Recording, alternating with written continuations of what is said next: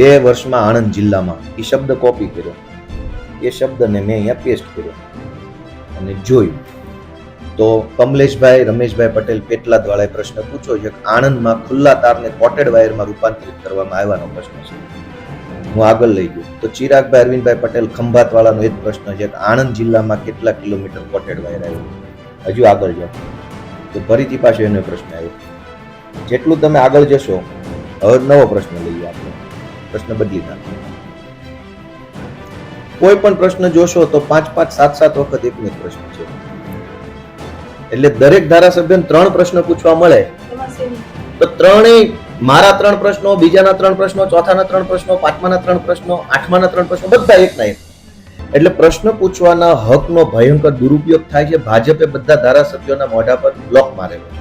એની કોઈ સત્તા નથી પ્રશ્ન પૂછવાની. ચૂપચાપ આવીને બેસો, ચા નાસ્તો કરો, ભાગો અહીંથી. પ્રશ્ન પાર્ટી પૂછે. આ પાર્ટીમાં આવેલા પ્રશ્નો કોઈ વિસ્તારના પ્રશ્નો જ નથી આમાં. સભ્યને પોતાને નહીં ખબર હોય કે એને શું પૂછવું છે.